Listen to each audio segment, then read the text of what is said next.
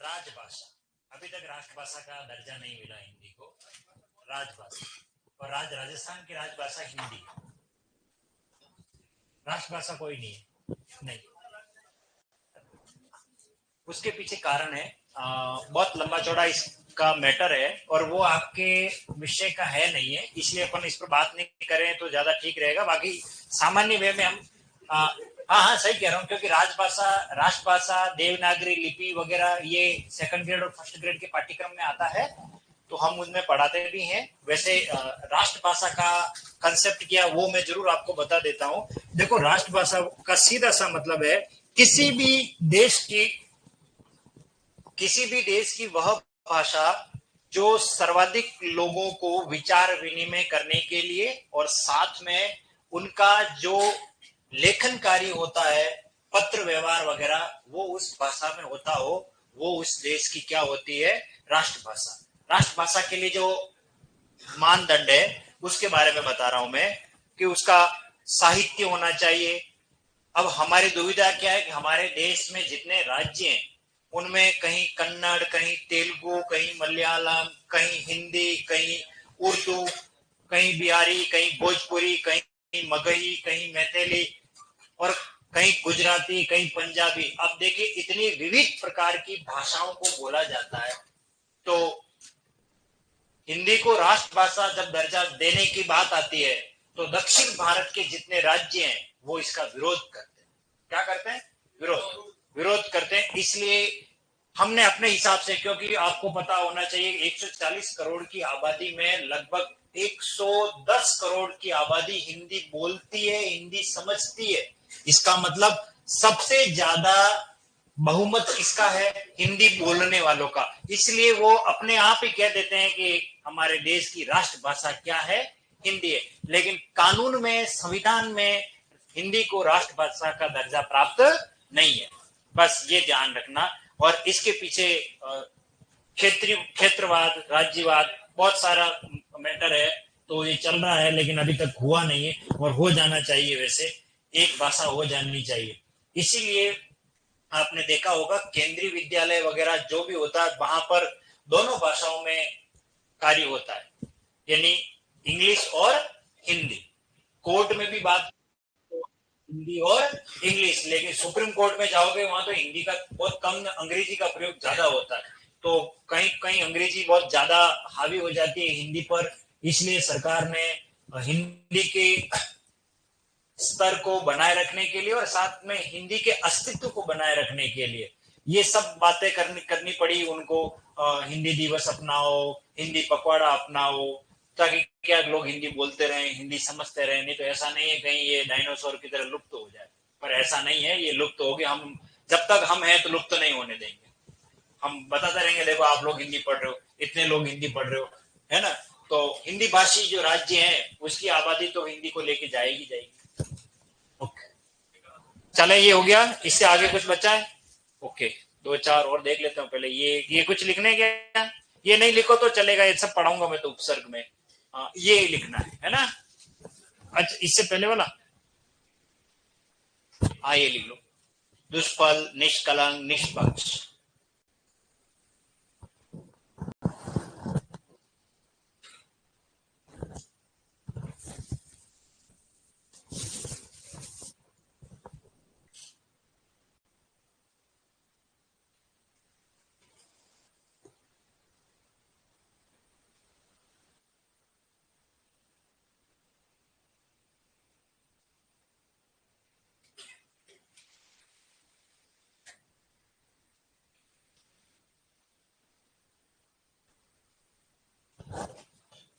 दुष्परिणाम का संधि विच्छेद क्या होगा? दुर्वधन परिणाम। कौन सा श आएगा इसमें? तीन स में से कौन सा श आएगा?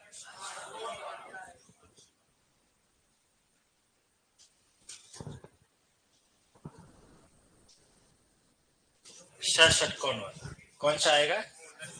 श षटकोण। कंप्लीट। नेक्स्ट आगे ले ले। ये ले लीजिए, अपवाद लिख लीजिए। ये कुछ नहीं लिखना। मूसलाधार, मूसल प्लस धार, सत्यानाश, सत्य प्लस नाश, दीनानाथ, दीन प्लस नाथ, विश्वामित्र, विश्वधन मित्र, अष्टावक्र, अष्टधन वक्र और अष्टादश अष्टधन 10। हाँ, ये स्वर संधि के अपवाद, हेडिंग डाल देना, स्वर संधि के अपवाद, स्वर संधि के अपवाद। जानकारी होनी चाहिए, बाकी परीक्षाओं में अब कम पूछे जाते हैं, ये तो बहुत पहले पूछ लिए गए ये, फिर बाद में विरोध किया गया इसका कि इतना सारा लंबा चौड़ा आपके पास मैटर है, संधि को पूछने को लेकर ले दे के आप अपवाद पूछ लेते हो, ये आपकी संकीर्ण मानसिकता नजर आती है। विद्यार्थी को गुमराह करना, ऐसे प्रश्नों को नहीं पूछा जाना चाहिए और वास्तव में भी नहीं पूछा जाना चाहिए, बच्चे कंफ्यूज हो जाते हैं। अपवाद को क्या पूछना, आप सीधे प्रश्न पूछें तो समझ में भी आता है इसका संधि विच्छेद कैसा होगा या इसमें किस प्रकार की संधि है, तो फिर सही ज्ञान की परीक्षा तो वही है। अपवाद में जब नियम ही नहीं है तो इसको पूछने का औचित्य ही नहीं है, बस ये जानकारी के लिए, हाँ ये ऐसे बन गए और हमें नियमों के अनुसार ये नहीं बन रहे हैं, इसलिए इनको हमने अपवाद के दायरे में रखा। अगर नियम पहले बन जाते तो कोई भी शब्द अपवाद के दायरे में नहीं आता। शब्द पहले बन चुके हैं, उन सभी शब्दों को नियमों में ढालने की कोशिश की गई, जो जो नियम में हमें आ गए वो तो ठीक है, जो नहीं आए उनको हमने अपवाद का नाम दे दिया।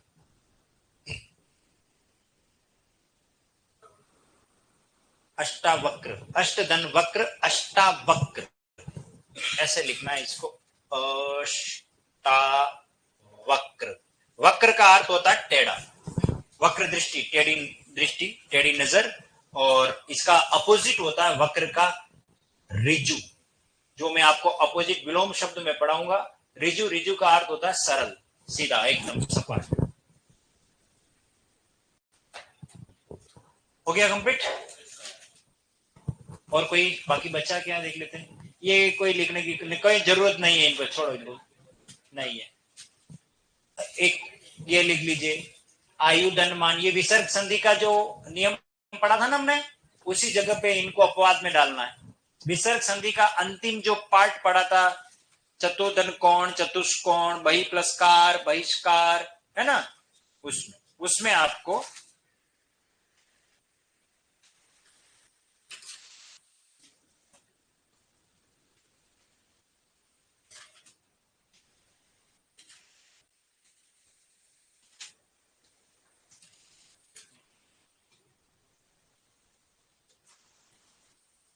ओके हो गए। वपुष्मान का अर्थ होता है सुंदर शरीर वाला, वपु सुंदर।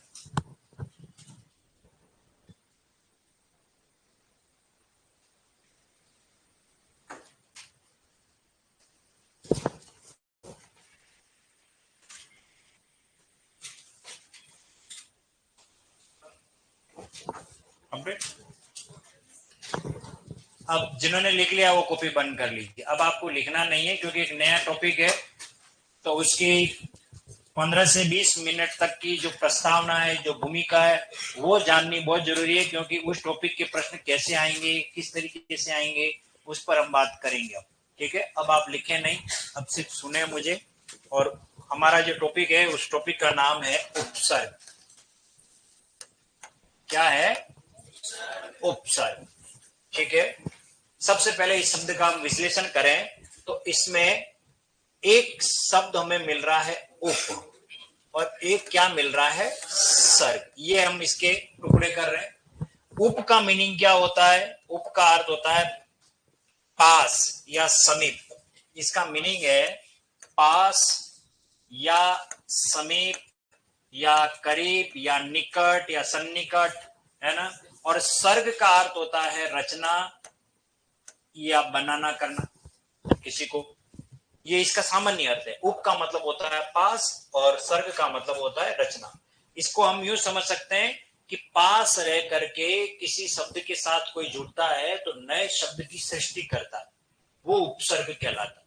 जैसे देखिए, राष्ट्रपति एक शब्द, राष्ट्रपति के पास वाला कौन होता है? उपराष्ट्रपति।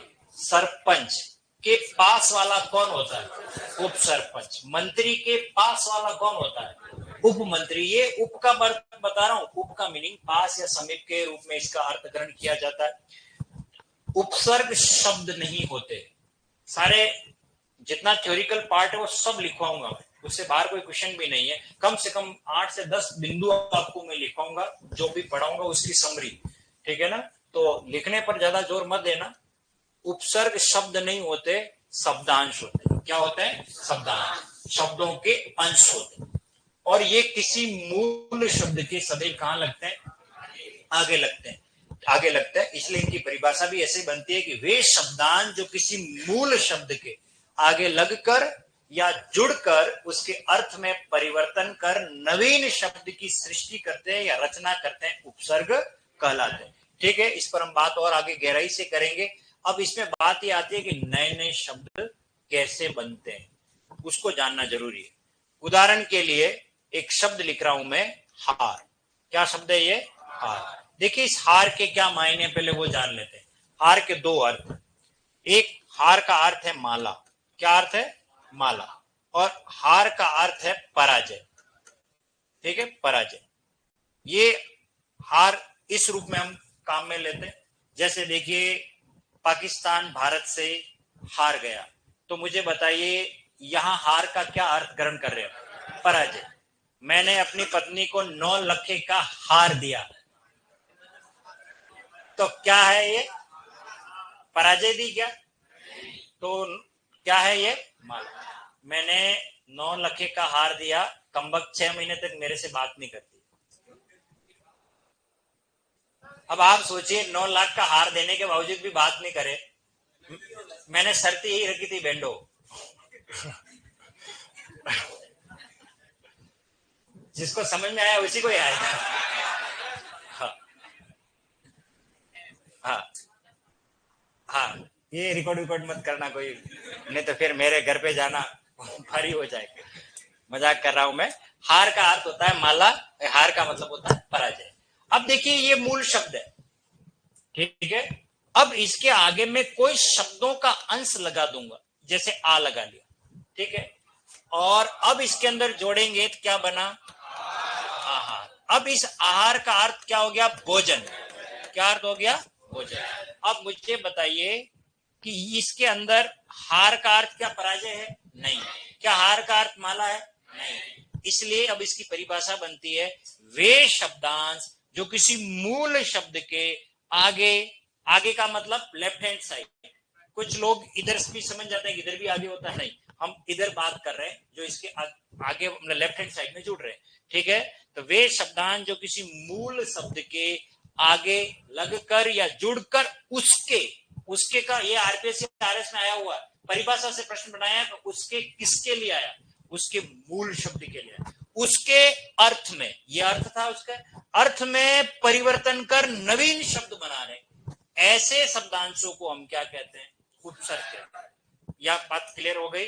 इसका मतलब ये हुआ कि उपसर्ग लगने से नए नए शब्द बनते हैं।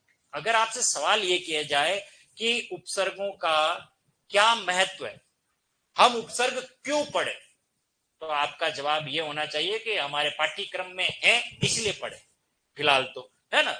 हाँ भाई, आप क्यों पढ़ोगे? आप तो पाठ्यक्रम में इसीलिए पढ़ रहे हो, बाकी क्यों पढ़ोगे? लेकिन वास्तव में इनका क्या महत्व है? हमारे शब्दकोश में नए नए शब्द बने, इसके लिए कौन जिम्मेदार है? उपसर्ग। उपसर्गों से कई शब्द बनेंगे, तो इसका मतलब उपसर्ग से हमारी डिक्शनरी विस्तृत और व्यापक होती है, शब्द कोश बढ़ता है, तो इसलिए हम इनको बहुत महत्व दे रहे हैं, ठीक है। संधि में भी हमने खूब सारे शब्द पढ़े, तो उपसर्ग से भी शब्द पढ़ने वाले, तो उपसर्ग शब्दांश होते हैं। अब बात ही आती है उपसर्ग को लेकर के प्रश्न कैसे बनेंगे, तो मैं आपको 5 से 6 तरीके बताने वाला हूं कि इस तरीके से उपसर्ग से पेपर सेटर प्रश्न बना सकते। सबसे पहला प्रश्न आपसे पूछा जाएगा कि पहचान। ये परंपरागत एक प्रश्न है, सीधा प्रश्न पूछा जाएगा कि बताइए इसमें उपसर्ग क्या है। अब आपको मेरी संधि जो पढ़ाई वो याद आएगी। मान लीजिए आपको एक शब्द दे दिया प्रत्येक। क्या दे दिया? बताइए प्रत्येक में उपसर्ग क्या है? ये लो, क्या बात कर दी आप लोगों ने। प्रति धन एक, तो इसमें कौन सा उपसर्ग है? प्रति। प्रत्येक में प्रति उपसर्ग है। उपसर्ग की पहचान करना। अब मुझे बताइए, आपको ऐसे कई शब्द मिलने वाले हैं जो संधि से आपको पता लगेगा कि उसका उपसर्ग उस शब्द के अंदर क्या है। बात समझ में आ गई? इसलिए संधि मैंने पहले पढ़ाई। बहुत सी जगह पर मैंने देखा है कोचिंग वाले, जो फैक्ट है मैं कॉम्प्रोमाइज नहीं करता हूं, मैंने ये देखा है कि वहां पढ़ाने का तरीका क्या होता है कि जैसे कोई नया बैच लॉन्च हो जाता है, बन जाता है, तो बच्चे धीरे धीरे एडमिशन लेते हैं, तो संधि जैसे टॉपिक को वो नहीं पढ़ाते। वो क्या करते हैं, छोटे टॉपिक जैसे विलोम शब्द, पर्यायवाची, शब्द युग्म, इनसे वो पढ़ाते हैं। लेकिन इनमें बहुत सारे संधि, समास, उपसर्ग और प्रत्यय को लेकर के अवधारणाएं उस शब्द में होती है जो नजरअंदाज कर दी जाती है। वो ऐसा इसलिए करते हैं क्योंकि किसी भी कंपटीशन की तैयारी करने वाला विद्यार्थी उन 4 टॉपिक को पर सबसे ज्यादा अपनी मेहनत करता है, संधि, समास, उपसर्ग, प्रत्यय। तो वो ये देखते हैं कि अगर पहले ही हम संधि पढ़ा देंगे, बाद में जब स्टूडेंट आए उनको संधि पढ़ाने के लिए हमें सर से वापस संधि पढ़वानी पड़ेगी, फिर उन सर को फिर पैसे देने पड़ेंगे, फिर वो कोचिंग के ऊपर क्या होगा, आर्थिक भार, दबाव पड़ेगा। इसलिए वो ऐसा करते हैं कि पहले क्या करते हैं, छोटे छोटे वो उपसर्ग, विलोम शब्द शब्द युग में दिए तो बच्चे ऐसे पढ़ लेंगे ही, क्योंकि ये तो याद करने वाला। संधि, उपसर्ग, प्रत्यय और समास के टॉपिक को यही रहता है कि मैक्सिमम बच्चे जब एडमिशन ले लेते हैं तो सबको एक साथ संधि पढ़ा दी जाती है। मेरा हिसाब ये है, बच्चे चाहे 2 हो या 4 हो, सिस्टमेटिक जो पढ़ने का तरीका वो यही है कि सबसे पहले वर्ण विचार के बाद संधि के टॉपिक को पढ़ाना चाहिए और उसके बाद उपसर्ग, प्रत्यय और समास। इससे 4 पिलर हमारे हिंदी के मजबूत हो जाते हैं, बाकी के ऑटोमेटिक टॉपिक सर क्लियर हो जाएंगे, क्लियर हो जाते हैं। इसके आप देखिए, आपके पास सुविधा है कि आप जो यहाँ पढ़ रहे हो, ये मोबाइल में भी ऐप से आप पढ़ सकते हो, रिकॉर्ड क्लास आपको मिल जाती है। तो इसलिए अच्छी बात है कि जिसने संधि लेट एडमिशन लिया तो वो 2-3 वीडियो देख करके समझ सकता है, हाँ ये सर ने ऐसा पढ़ाया। तो ये अब अच्छा हो गया। बाकी पहले सिर्फ ये ऑनलाइन का सिस्टम नहीं हुआ करता था, ऑफलाइन ही हुआ करता था, और जिसमें ये स्मार्ट बोर्ड भी नहीं हुआ करते थे, जब वो मार्कर वाले बोर्ड हुआ करते थे। तो ऐसी स्थिति में वास्तव में जो बाद में एडमिशन लेता, बीच संधि का पार्ट हो गया, तो उसके लिए समस्या होती है, निश्चित होती है, लेकिन अब होना नहीं चाहिए। खैर, तो बात कर रहे थे कि आपको पहला प्रश्न ऐसा पूछा जा सकता है कि संधि की, उपसर्ग की क्या करना, पहचान। दूसरा प्रश्न आपसे पूछा जाएगा वो थोड़ा अलग प्रकार का, और वो प्रश्न ही उपसर्ग की सबसे बड़ी कैटेगरी में आता है, और पेपर सेटर आजकल बहुत पूछ, मुझे लगता है वो इस पेपर सेटर ने जो ये पूछ रहे हैं उन्होंने शोले की मूवी देख ली होगी शायद, और शोले की मूवी में एक डायलॉग आता है, कितने आदमी, ऐसा डायलॉग आपने सुना हो ना, और वो पूछते हैं कितने उपसर्ग, कितने उपसर्ग है, और फिर आप कहोगे सरकार दुई, है ना, वो ऐसे पूछेंगे कितने उपसर्ग है। तो जैसे ये देखिए, ये आ गया प्रत्युपकार, क्या आ गया, प्रत्युपकार। अब आपसे सवाल ये किया गया इसमें उपसर्गों की संख्या, तो देखिए अब फिर वही संधि काम आ गई, और यह आएगा प्रति धन उप धन का, तो ये दोनों कौन है, उपसर्ग है।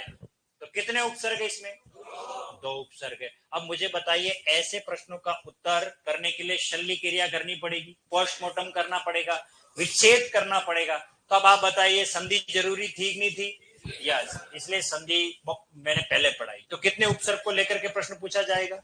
अगला प्रश्न आपसे क्या पूछा जाएगा, ये थोड़ा अलग प्रकार का प्रश्न। इस प्रश्न के लिए उनको पता है कि राकेश सर पढ़ा रहे हैं, हाँ, तो वो एक कदम आगे चलते कि प्रश्न ऐसा नहीं, ऐसा पूछे। देखिए अपन तो ये सोच रहे हैं कि उपसर्ग की पहचान सीख जाएं, उपसर्ग की संख्या सीख जाएं, अपना काम हो गया। नहीं, अब की बार प्रश्न का पैटर्न ही अलग है। वो ये पूछेंगे कि आपको उपसर्ग की पहचान तो छोड़ो, आप तो ये बताओ कि उपसर्ग लगाने से इस शब्द का अर्थ ये बनता, वो बताओ आप। तो आपको प्रश्न ये पूछा जाएगा कि क्या जोड़े कि ये बन जाए, कि क्या जोड़े कि ये बन जाए। ये बन जाए का मतलब थोड़ा समझा रहा हूं कैसे, देखिए उदाहरण बता रहा हूं कि मान शब्द में कौन सा उपसर्ग जोड़े कि उसका अर्थ घमंड हो जाए। अभिमान, शाबाश। तो अभी तो आपको ये पता है कि अभिमान का मतलब घमंड होता है। मरण तो तब होगा जब ऐसा प्रश्न आएगा। ठीक है, वाह बोलो, सही बात है। बताओ अब कौन सा प्रश्न। हाँ,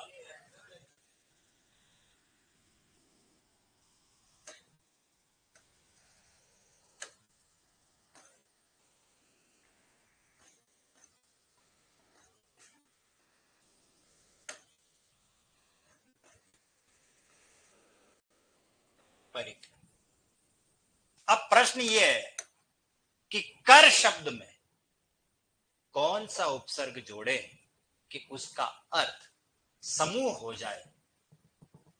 अब देखो, हमें पता है कि ये प्र आगे आ रहा है, उपसर्ग है। ये नी आ रहा उपसर्ग होगा, ये आ रहा उपसर्ग है, ये सु उपसर्ग है, ये परि उपसर्ग है। हमें पता है उपसर्ग तो दिख ही रहे हैं। ठीक है, अब हम सोच रहे हैं कि प्रकर, निकर, अरे यार ये निकर, ये कोई शब्द होता है क्या? ये तो हम तो पहनते हैं निकर, है ना। आकर, सुकर, परिकर, क्या अब आप सोचिए, जिन्होंने उपसर्ग रट लिए वहां इनकी दिक्कत हो गई कि नहीं हो गई? इसका मतलब उपसर्गों का आपको क्या अर्थ भी पता होना चाहिए। वो मैं आपको दूंगा, सिखाऊंगा, शब्द पढ़ाऊंगा, बहुत सारे शब्द सिखाऊंगा। इतने शब्द हम सीख जाएंगे कि बहुत परीक्षा के नजदीक कोई सा भी प्रश्न है आप पूछा जा सकता। इतना वो पेपर सेटर दिमाग नहीं लगाएगा जितना मैं आपको कह रहा हूँ। मैं आपको दावे के साथ कह रहा हूँ कि इतना अनुभव मैंने ले लिया कि पेपर, क्योंकि मैंने ये ऐसे प्रश्न देखे नहीं है, लेकिन मैं कह रहा हूँ कि मुझे पेपर बनाएंगे के लिए कहेंगे तो मैं कैसा बनाऊंगा, ऐसा प्रश्न बनाऊंगा। फिर वो ढूंढते रहो, बस में भी ढूंढेंगे उत्तर नहीं मिलेगा। आप समझ गए होगे मेरी बहन को। हाँ सही कह रहे हो। तो हाँ, टेम्पोनिन बस किसी में नहीं मिलेगा। ठीक है, हाँ। तो इसका मतलब क्या है, अब इसको थोड़ा समझ लेते हैं कि कर शब्द में कौन सा उपसर्ग जोड़े। तो इसका सीधा उत्तर है निकर। निकर, निकर का अर्थ होता है समूह। निकर का अर्थ क्या होता है? समूह। और ये नहीं समझ में आता हो तो रामचरितमानस सुंदरकांड में आप पढ़ना, हमारे उपयोग किया है वानर निकर। वानर निकर ये नहीं, बंदरों का नेकर नहीं है वहां, बंदरों का समूह। अब आप सोचिए कहां से शब्द किधर लेकर के मैं आया। ऐसे आपसे पूछेंगे, जैसे देखिए ये क्या शब्द है? चर। आपसे ये पूछेंगे कि चर शब्द में कौन सा उपसर्ग जोड़े कि उसका अर्थ दास, सेवक या नौकर हो जाए। तो बताइए उसका क्या लिखे उसमें।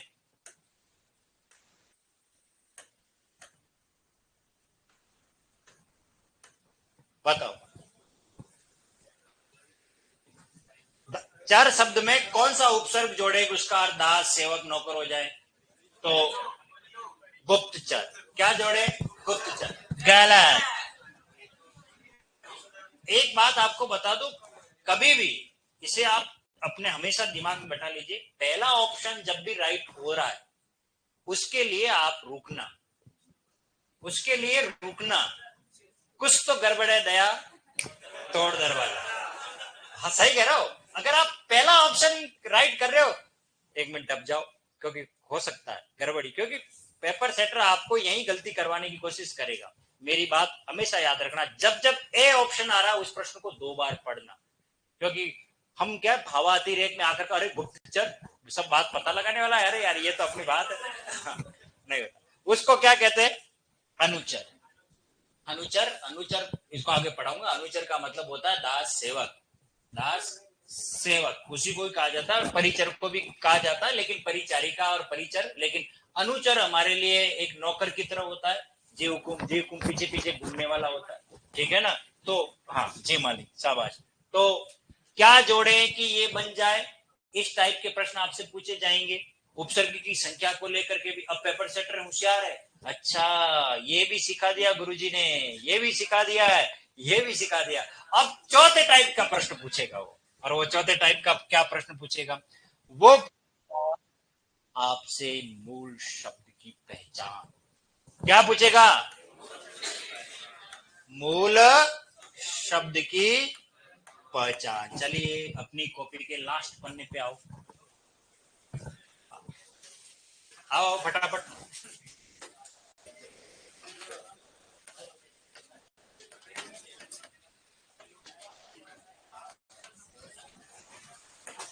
आप प्रश्न ये है कि असफलताएं एक शब्द है, असफलताएं, इसमें मूल शब्द की पहचान करिए। इसमें मूल शब्द कौन सा है बताओ? असफलताएं, सफलता, शाबाश, बहुत बढ़िया, सफलता, सफलता, क्या राइट है? सफलता, और प्रत्यय क्या निकला है? ए, और उपसर्ग क्या निकल गया? अ। गलत। अब सुनो, अरे देखिए इधर, ये अ और इधर आ गया सफलता, क्या आ गया? सफलता, प्रत्यय क्या लगा? ए। लेकिन इस सफलता में भी कौन है? स उपसर्ग है, फल मूल शब्द है, ता भी प्रत्यय, ता भी क्या है? प्रत्यय। जैसे मित्रता, प्रभुता, तो ता तो प्रत्यय है, वो प्रत्यय का कंसेप्ट अलग पढ़ेंगे। तो अब आप सोचिए, हम मूल शब्द कहीं असफलताएं में या असफलता में सफलता लिख के आएंगे, जिंदगी में कभी सफलता नहीं मिलेगी। हाँ, तो इसलिए बता रहा हूं, आपको मूल शब्द भी पूछा जा सकता है, मूल शब्द की पहचान करना। बात समझ में आ गई? चलिए, इसके अलावा अगला प्रश्न आपसे, स्रोत,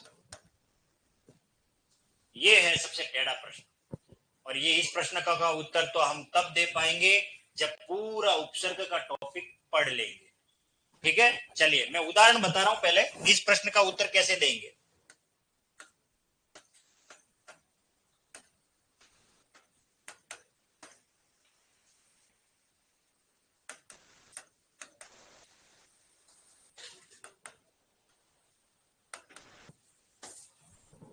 प्रश्न यह है, कौन हिंदी के उपसर्ग से निर्मित शब्द है?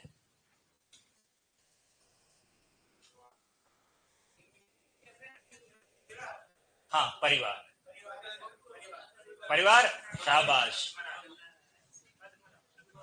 कौन हिंदी के उपसर्ग से निर्मित शब्द है? परिवार, क्या है? परिवार, आप बताएं।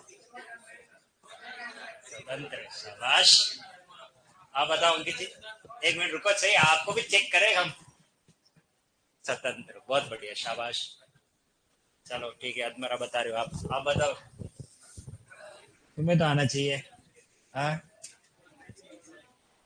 बताओ, कौन हिंदी के उपसर्ग से निर्मित शब्द है?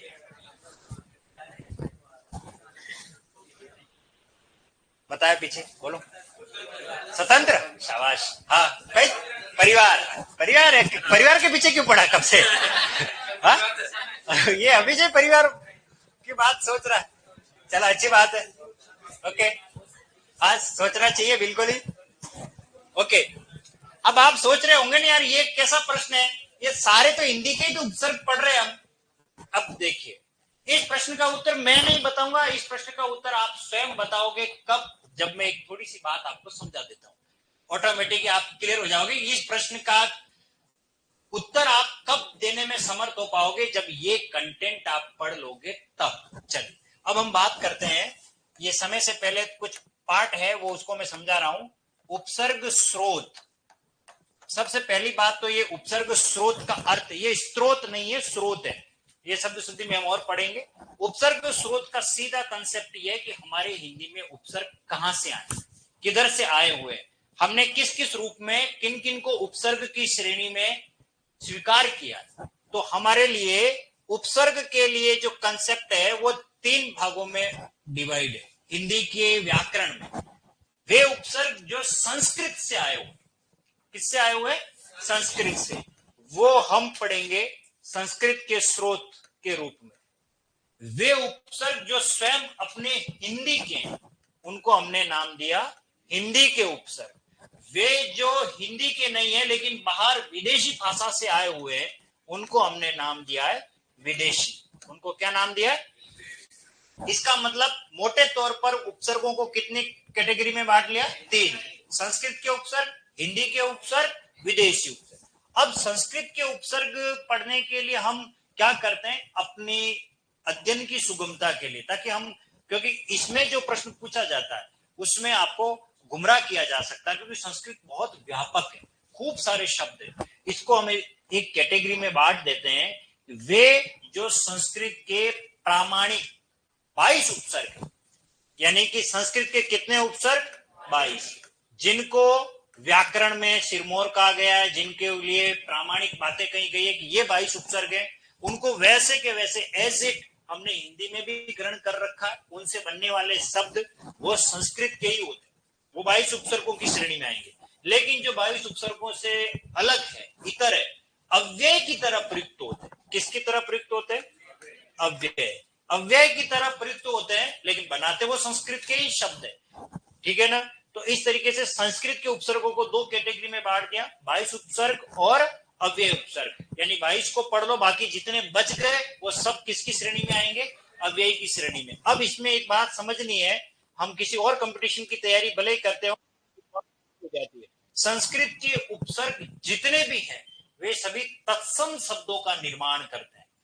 जो पुलिस सब इंस्पेक्टर की तैयारी करता है उसके लिए यह काम आसान हो जाता है कि संस्कृत के उपसर्ग जो है वो तत्सम शब्दों का निर्माण करते हैं। हिंदी के जो उपसर्ग हैं वो तद्भव यानी बिगड़े हुए रूप है। जो संस्कृत में था उसी का ही बिगड़ा हुआ रूप किसमें आ गया? हिंदी में आ गया। ठीक है। विदेशी जो है वो हमने दो जगह से लिए हैं, अरबी और फारसी। अरबी और फारसी। इस तरीके से देखें तो हमारे लिए उपसर्ग 4 कैटेगरी में हो गए, 22 वाले उपसर्ग, अव्यय वाले, हिंदी वाले, अरबी और फारसी। अब ये 22 उपसर्गों को तो आपकी पहचान मैं कराऊंगा, आपको याद करा दूंगा सारे 22 के 22। आपको इसकी खूब प्रैक्टिस होगी अभी थोड़े टाइम बाद। 22 उपसर्गों में से एक उदाहरण ले रहा हूं मैं। 22 उपसर्गों की श्रेणी में हमारा एक उपसर्ग आता है परि। ये 22 में स्थान रखता है। इससे बनने वाला कोई भी शब्द ले लेते हैं, जैसे परिवार, ये संस्कृत का शब्द है, हिंदी का नहीं। ये संस्कृत के उपसर्ग से निर्मित शब्द। अव्यय की तरफ बात करें तो ये स्व, अपना, ये अव्यय, और यहां हम ले लेते हैं एक स्वतंत्र।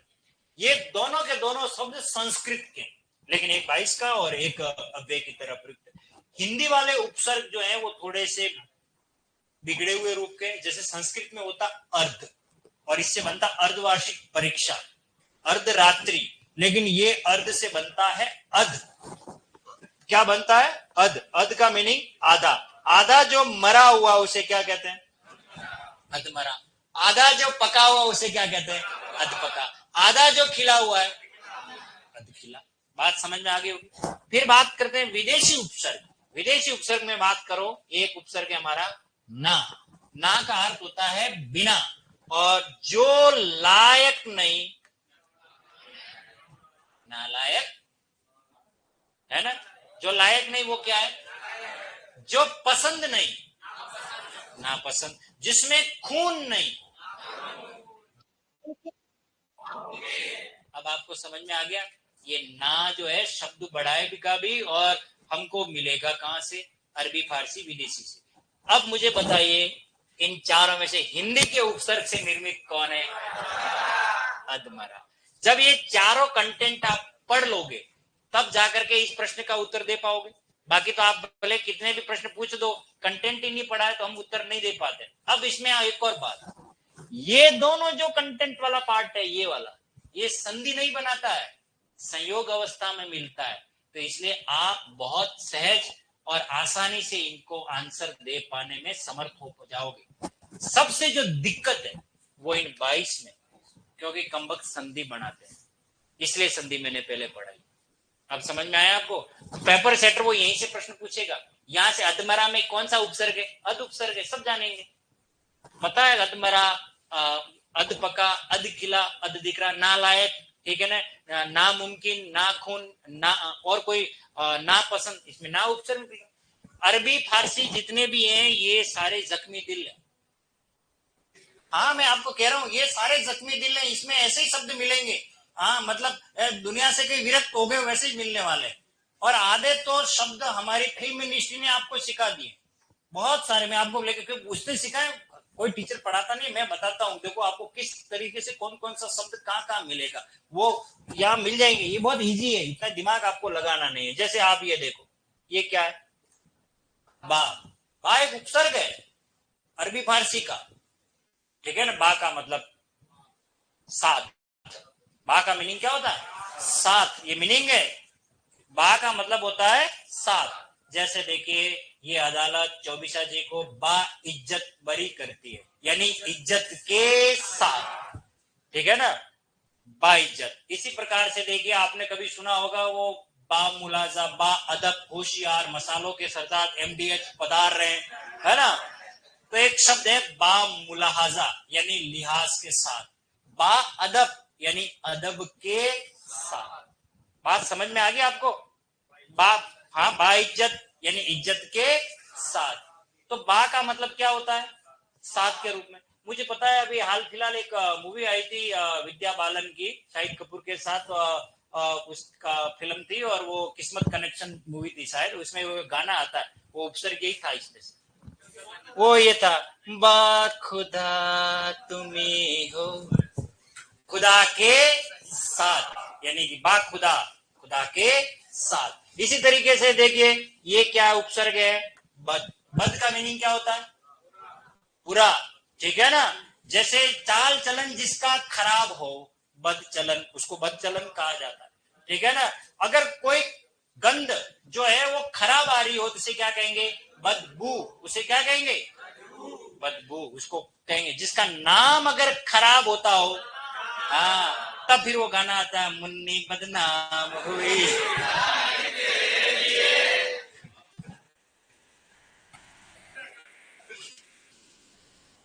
शाबाश, अब तो गाना आता है। हाँ भाई, बिल्कुल सही है। बद, तो बद का मतलब, हाँ, बबली बदमाश है, गाना आया था ना। हाँ,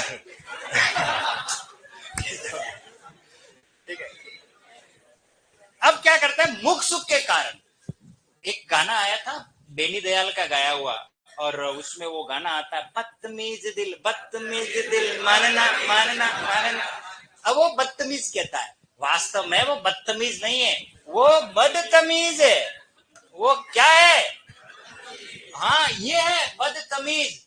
लेकिन अब वो यूं गाए कि बदतमीज बदतमीज, तो फीलिंग नहीं आएगी, वो अटपटा लगेगा। इसलिए मुख सुख के कारण उसको बोल देते हैं बदतमीज। नहीं, बड़ा बदतमीज लड़का, ये है शुद्ध उच्चारण। लेकिन हम तो इतना टेम नहीं है अपने पास, बदतमीज बोले कमीज उतर जाएगा उसका बेचारे का। तो इसलिए अपने बदतमीज बोल, क्या बोल दो। हाँ, ये बिल्कुल गलत है, ये ध्यान रखना, थोड़ा उसको दिमाग लगाना पड़ता है कि कहाँ क्या है, किस तरीके।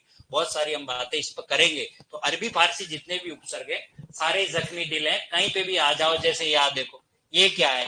बे, रहित, अभाव के सेंस में होता है इसका, ये ध्यान रखना। जिसको शर्म नहीं, बेशर्म। जिसको हया नहीं, बेहया।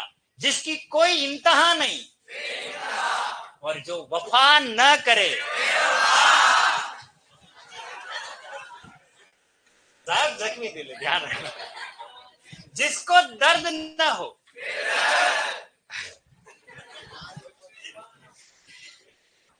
आगे बात समझ में? उपसर्ग के स्रोत के कंसेप्ट को क्लियर कर लिया। ये आपको प्रश्न पूछे जाएंगे, क्या हो गया? टेबल कुर्सियां टूट नहीं जाए, नाइट्रस ऑक्साइड। अरे मैं, हाँ, नाइट्रस ऑक्साइड कहते हैं हंसाने वाली गैस। हंसाने वाली गैस होते हैं, लाफिंग गैस होती है ना। अच्छा चलो, अच्छा देखो, आपने कभी उपसर्ग इस तरीके से पढ़े क्या? तो मैं बता रहा हूँ कि आपको बहुत सारे गाने के माध्यम से बताऊंगा कौन सा शब्द कहाँ आया। ये क्या, ये मेरा अलग तरीका है कि चलो ठीक है, कहाँ शब्द किस तरीके से आया, और हमको परीक्षा में कैसे पूछेंगे, वह गाने तो थोड़ी आएंगे, लेकिन वो शब्द हमारे दिमाग में आ जाएगा कि सर ने वो बात कही थी, वो तुरंत दिमाग में क्लिक हो जाएगा। कोई घटना के माध्यम से अगर कोई चीज पड़ी हुई होती है ना, वो जल्दी याद होती है। और बाकी रट के करोगे तो ये आपको याद नहीं होने वाले। मैं आपको ज्यादा टेंशन लेने की जरूरत नहीं है, क्योंकि इसके अंदर कहाँ आपको पूछा जाने वाला और क्या पूछा जाने वाला वो सब मैं क्लियर कर लूंगा। मोटे तौर पर बातें कितनी याद रखनी है आपको? प्रश्न क्या पूछा जाएगा? प्रत्येक नहीं, पहचान। अभी ये कहाँ चल रहा है मुझे पता नहीं, बदनाम हुई डार्लिंग तेरे। उसी में चल रहे हैं। अरे अभी अभी फिलहाल ये देखो कि आपको पहचान पूछी जाएगी, आपको कितने उपसर्ग हैं ये संख्या पूछी जाएगी, क्या जोड़े कि ये बन जाए, ऐसा आपको पूछा जा सकता है। ठीक है, और आपको क्या पूछा जा सकता है, उपसर्ग का स्रोत। अब आप देखिए उपसर्ग पढ़ने से आपके कितने टॉपिक क्लियर होते हैं, इस पर हम बात करते हैं। सबसे पहले बात करते हैं विलोम शब्द।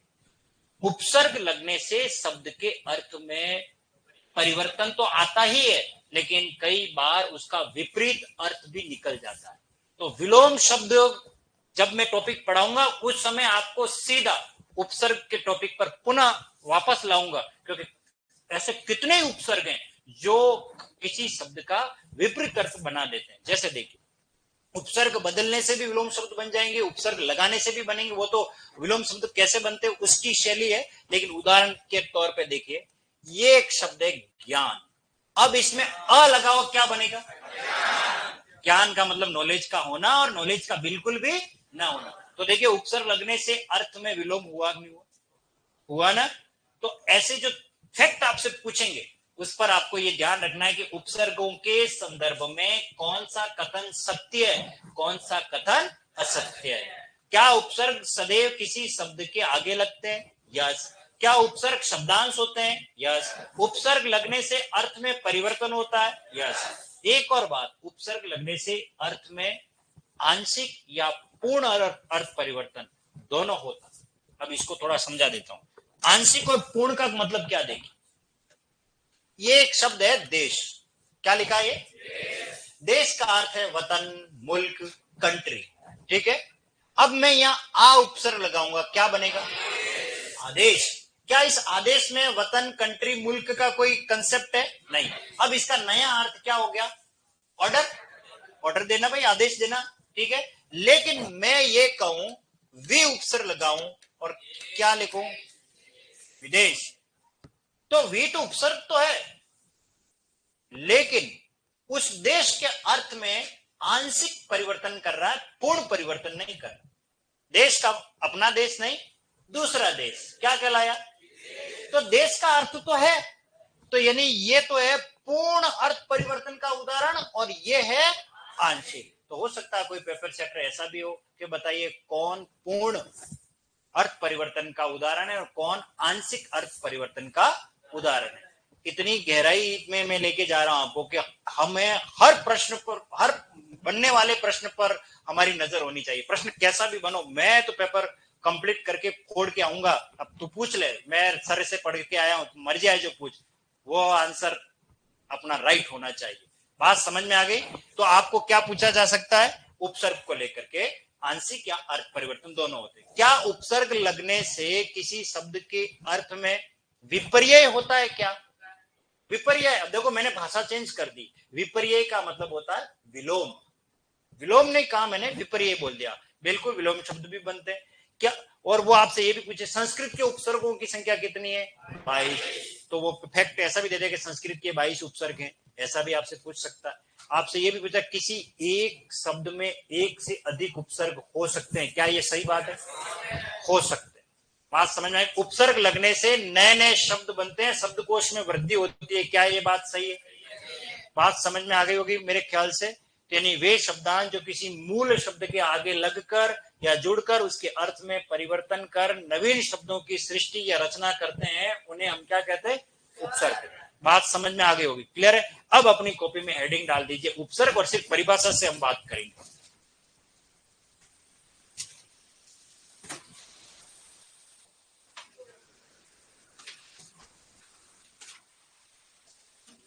मध्य एशिया के, बिल्कुल मध्य एशिया के भी शब्द लेंगे सर। बहुत सारी कोचिंग से पढ़ के देख लिया, लेकिन आपके पढ़ाने का तरीका देख के लगता है रॉयल से हमारा कल्याण निश्चित है। देखो रॉयल से कल्याण निश्चित है या नहीं ये तो मैं नहीं कह सकता पूर्णिमा जी, लेकिन हिंदी विषय से तो कल्याण निश्चित है।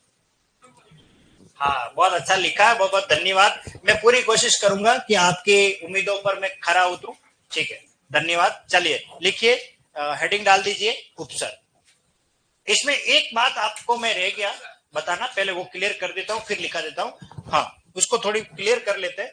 देखिए उपसर्ग का एक प्रश्न और बनता है उपसर्ग का प्रश्न ये बनता है, आपको परीक्षा में इसका विलोम पूछा जा सकता है। और उपसर्ग का विलोम होता है प्रत्यय। क्या होता है? प्रत्यय। अगर ऐसा आप सोच रहे हो तो उत्तर है गलत। ये ध्यान रखना, कक्षा 6 का बालक या 7 का बालक अगर उपसर्ग का विलोम प्रत्यय लिख लेता है, उसका उत्तर राइट माना जाएगा। लेकिन कंपटीशन में अगर उपसर्ग का विलोम प्रत्यय लिख दिया तो वो उत्तर गलत माना जाएगा। यहां उस स्टूडेंट की भावनाओं को कोई महत्व नहीं दिया जाता, भले ही उसके बगल की सीट में भावना परीक्षा दे रही हो। ये ध्यान रखना। ये कोई भावना को मैं नहीं कि मैं तो भावनाओं में बहक गया था, भावनाओं को देख करके भावना व्यक्त कर दी, मेरी भावनाओं को भी आप समझ लो। लेकिन वो भावना चेक करने वाली भी भावना भावना नहीं समझेगी। इसलिए परीक्षा में फीलिंग्स कोई मायने नहीं रखती, फैक्ट मायने रखता है। तो ये अब इसका उत्तर क्या है? इसका उत्तर है उपसर्ग का विलोम होता है अपसर्ग। क्या होता है? या इसका दूसरा नाम है परसर्ग। अपसर्ग या परसर्ग। अपसर्ग क्या होते हैं, परसर्ग क्या होते हैं, जानने के लिए देखें अगला एपिसोड। कल हम इस विषय पर बात करेंगे। आते ही मुझे याद दिलाना सर ये अपसर्ग और परसर्ग आप पढ़ा रहे थे, लेकिन ये इसका विलोम क्या है, इसको हम आगे बात करेंगे। ठीक है, चलिए। तो उपसर्ग की पहले परिभाषा लिख दीजिए। वे शब्दांश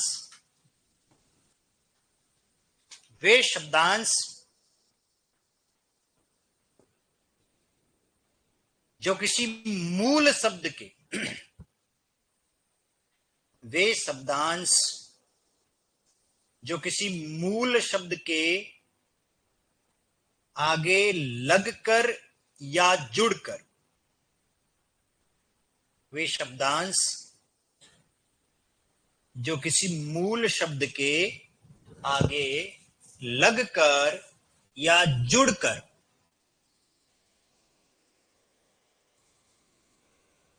उसके अर्थ में परिवर्तन कर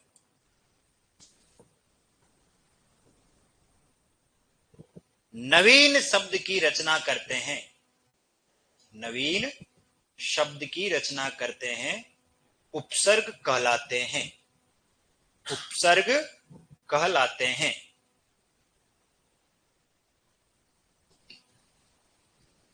वे शब्दांश जो किसी मूल शब्द के आगे लगकर या जुड़कर उसके अर्थ में परिवर्तन कर नवीन शब्द की रचना करते हैं, उपसर्ग कहलाते हैं। जैसे, और लिखने का तरीका ऐसे लिखना है, आ प्लस हार बराबर आहार। इसके नीचे क्या लिखोगे वो थोड़ा देख लेना। हार को तो लिख देना मूल शब्द, आ उपसर्ग लिख लेना, और आहार नवीन शब्द लिख देना, नवीन शब्द।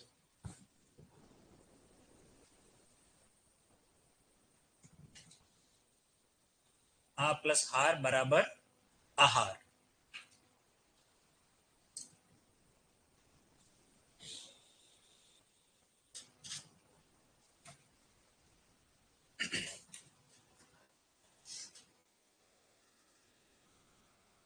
लिख लिया? कंप्लीट।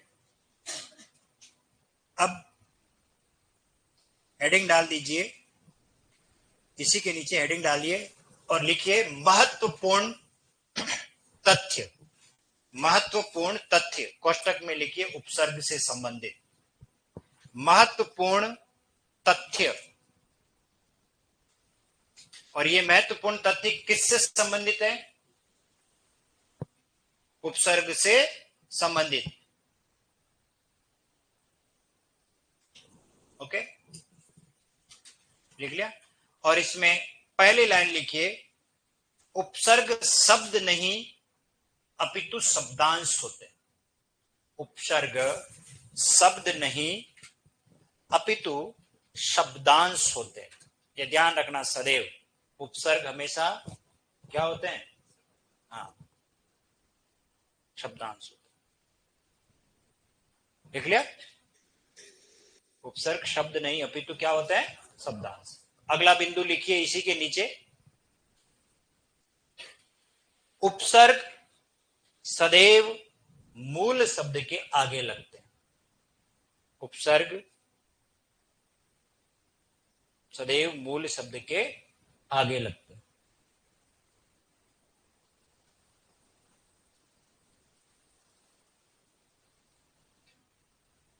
अगला लिखिए, बिंदु लिखिए, उपसर्ग लगने से शब्द के अर्थ में परिवर्तन होता है। उपसर्ग लगने से शब्द के अर्थ में परिवर्तन होता है। इसी को आगे लाइन को कंटिन्यू करना, क्योंकि और लिखवा रहा हूं मैं। उपसर्ग लगने से शब्द के अर्थ में सदैव परिवर्तन होता है। आगे कंटिन्यू करके लिखिए, यह परिवर्तन पूर्ण या आंशिक दोनों हो सकता है। पूर्ण या आंशिक दोनों हो सकता है। जैसे, दोबारा बोले, हाँ कोई बात नहीं। कौन सा बिंदु रह गया हमारा? उपसर्ग लगने से शब्द के अर्थ में सदैव परिवर्तन होता है। यहां तक तो लिख दिया, ठीक है। यह परिवर्तन पूर्ण या आंशिक दोनों हो सकता है। या तो पूर्ण परिवर्तन होगा या आंशिक, दोनों हो सकता है। जैसे, और लिखिए, जैसे में आ प्लस देश इजिकल टू आदेश। आ धन देश, आ प्लस देश करके कर लीजिए आदेश। ओके। और यहां कोष्टक में लिखिए पूर्ण अर्थ परिवर्तन। आदेश के आगे लिखो पूर्ण अर्थ परिवर्तन। और इसी के नीचे दूसरा उदाहरण लिखिए, वी प्लस देश।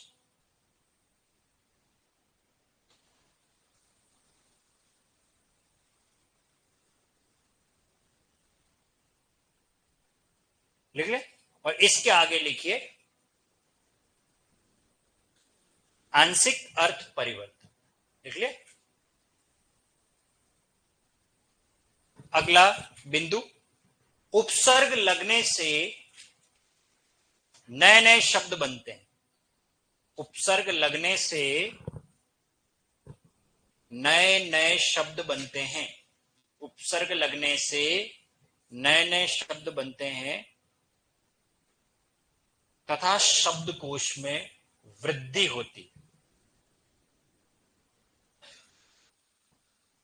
उपसर्ग लगने से नए नए शब्द बनते हैं तथा शब्दकोश में वृद्धि होती। जैसे, जानने के लिए देखें अब अगला एपिसोड, नए नए शब्द कैसे बनते हैं, इस पर हम बात करेंगे और इन बिंदुओं को और आगे लेके चलेंगे कल। ओके, तब तक के लिए रहिए स्वस्थ, रहिए व्यस्त, रहिए मस्त, रहिए और जीवित रहिए।